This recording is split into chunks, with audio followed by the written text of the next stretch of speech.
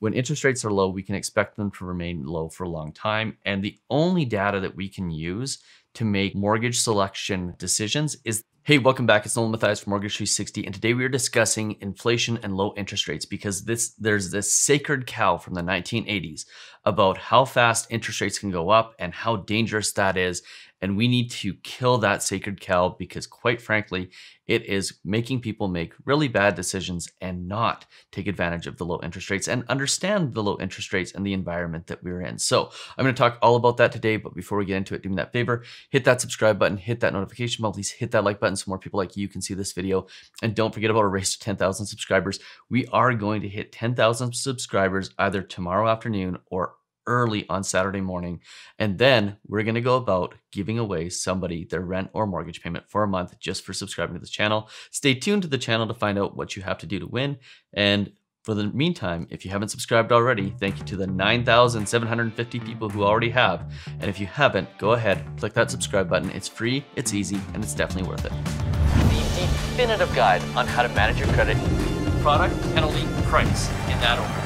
It's never been more important to get your mortgage right. Okay, so let's get into it. Let's discuss interest rates, inflation, and what it all means with respect to mortgages, because there is this fallacy out there that has a lot to do with what happened in the 1980s and what people like my parents had to go through when interest rates went up 5% basically in a 4 or 5 year period.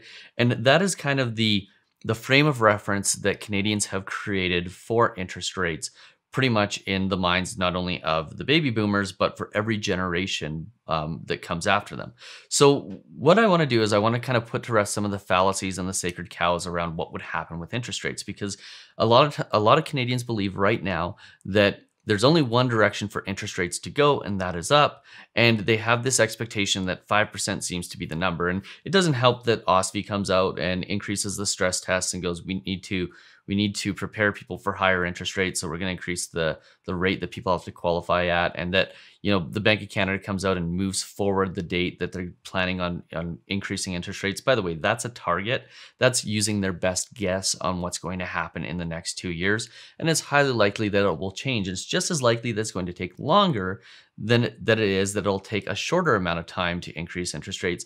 And the big thing here is the Bank of Canada is the first one to say we're moving up our timelines, when you've got all the other banks in the world that are basically saying we're either at 2023 before we increase interest rates, or if you look at similar countries to ours, like Australia, they're basically saying, and this is a resource-rich economy like ours, they're basically saying, no, we don't see rising interest rates until 2024.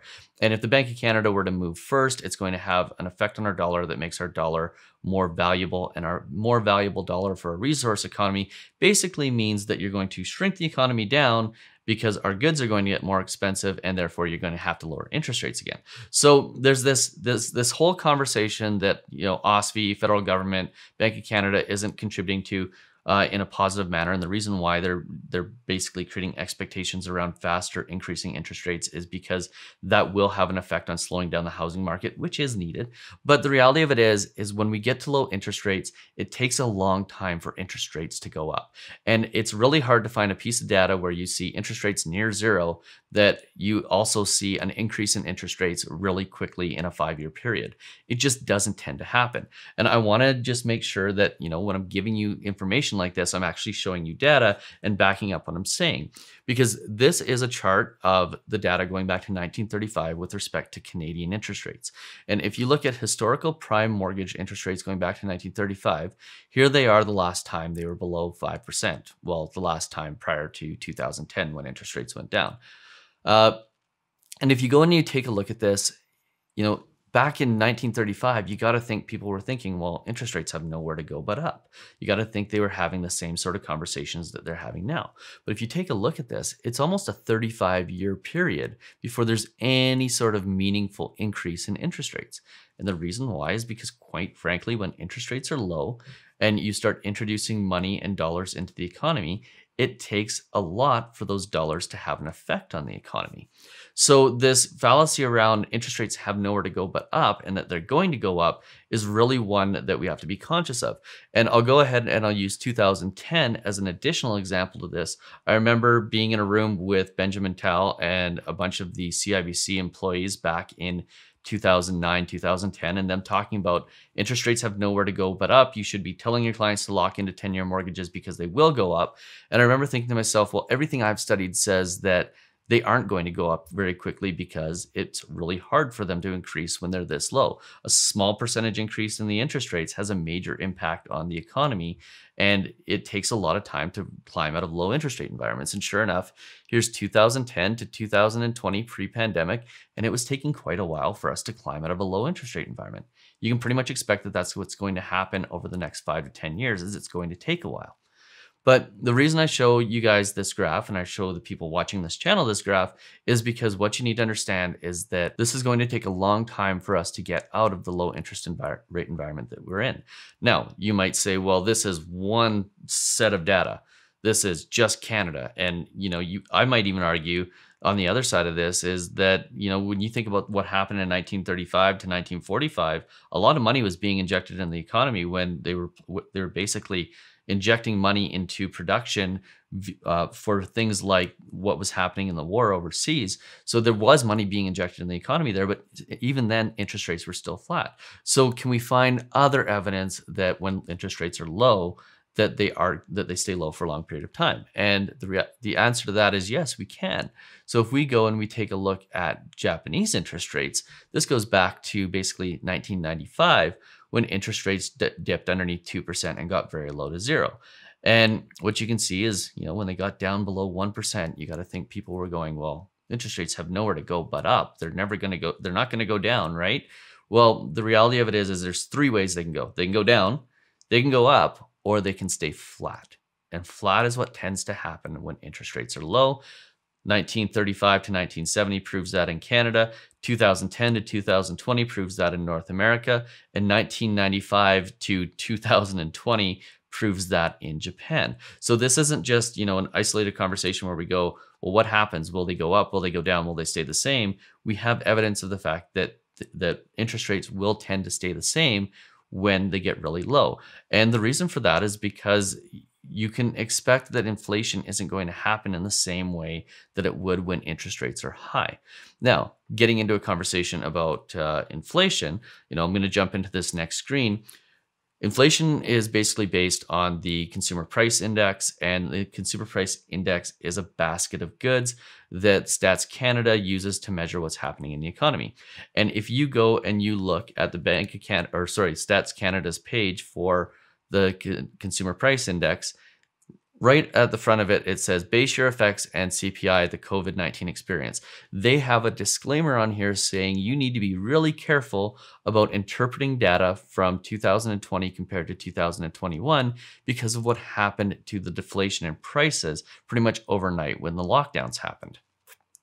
So then what we can do is we can go ahead and we can jump into this, which is the Stats Canada Consumer Price Index visualizer. And this is a really cool tool because what you can do is you can go in here and you can take a look at everything that's included in the Consumer Price Index. And what you can do is break things out. So household, and then you can break it out into household operations, and then things like what else is included in that, communications, telephone service, right down to, the very nitty gritty of what's included in the Consumer Price Index.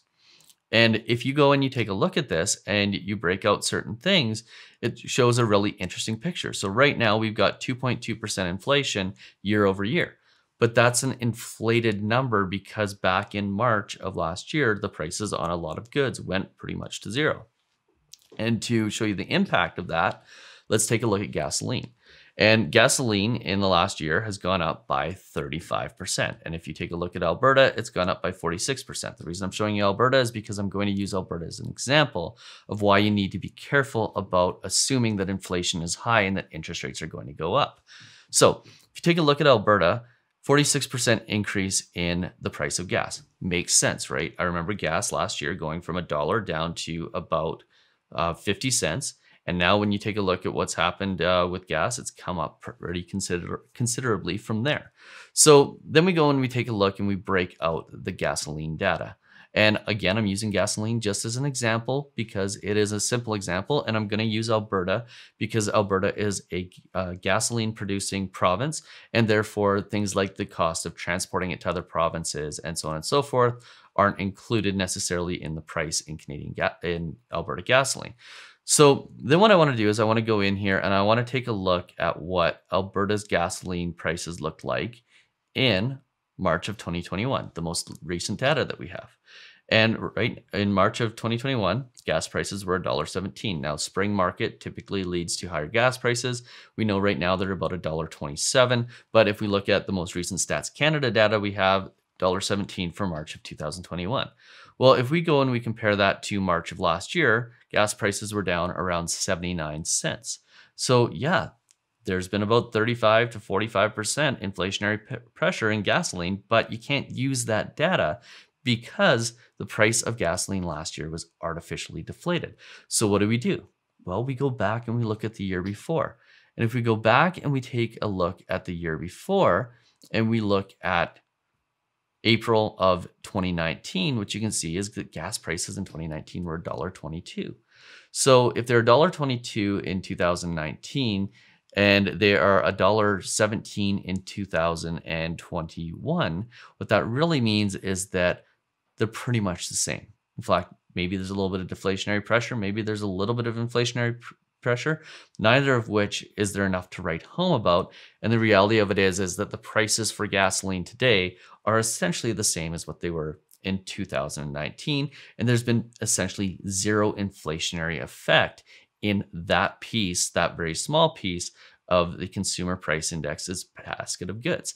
And the reason I point this out is because a commenter on the YouTube channel here in the last couple of days posted that gasoline prices were up 183%, then listed off a whole bunch of goods, basically trying to support an argument that inflation was here and it was high and that higher interest rates are coming.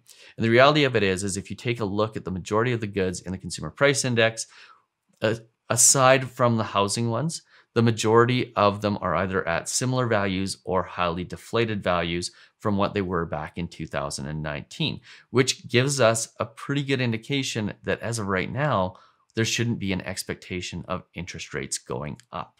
Now, obviously, the Bank of Canada has made some predictions with respect to what's happening in the economy. Obviously, there's multiple lockdowns that are happening across the country again right now, which adds downward pressure on the predictions that the Bank of Canada would have made last month because they don't really make them on the day that they announce them. There's about a month worth of work that goes into making all of those predictions.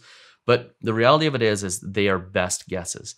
And if the Bank of Canada increases interest rates before other countries do, that is just as much going to have a negative effect on our economy as it has a positive effect on the economy. And therefore, what the message that needs to be sent here is that when interest rates are low, we can expect them to remain low for a long time. And the only data that we can use to make mortgage selection decisions is the data we have right now. So let me get into that, because the data we have right now is that if you choose a variable rate today, you are going to save a considerable amount of money over a fixed rate counterpart, about $500 per year for every $100,000 in mortgage. So if you've got a $500,000 mortgage, you're going to save about $2,500 per year until interest rates start going up. Now, let's say they go up at the end of 22, like the Bank of Canada has said. Well, you get basically 2 years of saving $2,500 a year, so you save $5,000. And if you have a bigger mortgage, it's bigger than that. If you have a smaller mortgage, it's less than that. But at the end of the day, what we're doing here is we're trying to make a decision based on what we know. And what we know is that we're going to lock in those savings. And if we don't lock in those savings, basically it's the same thing as doing a surrender in blackjack. And the rule that I was always taught about blackjack is you never surrender. So in blackjack, surrendering is when you say, oh, I can see you've got an ace, so I'm going to take my money back off the table. And it's one of the worst things that you can do in blackjack.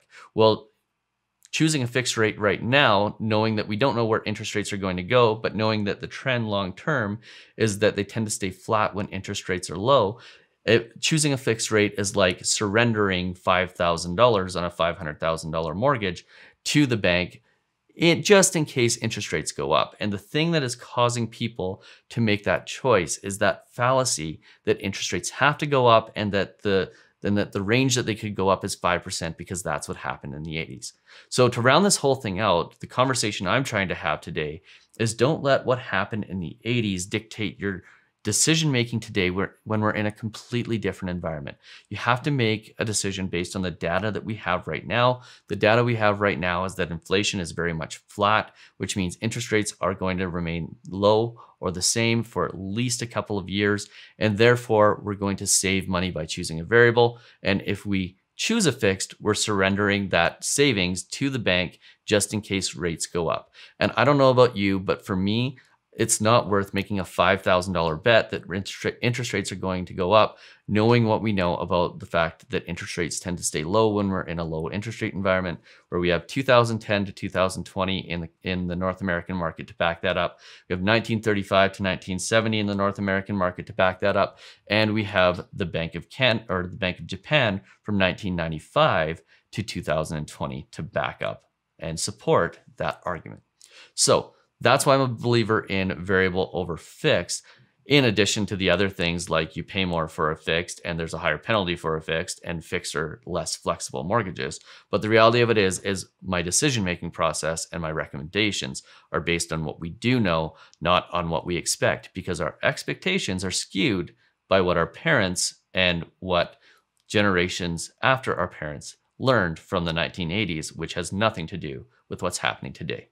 So if you found this video useful, do me that favor, hit the subscribe button, hit that notification bell, please hit that like button so more people like you can see this video. Hey, if you want to get in on our discount mortgage rate course, Secrets to Getting the Best Rate course, go ahead and click in the description below. There's a link for that with a coupon code, as is there a link for our first-time homebuyers course. And don't forget about our race to 10,000 subscribers. We're going to give away that rent or mortgage payment for a month in the next couple of days. I sincerely hope you're subscribed so you have that chance to win.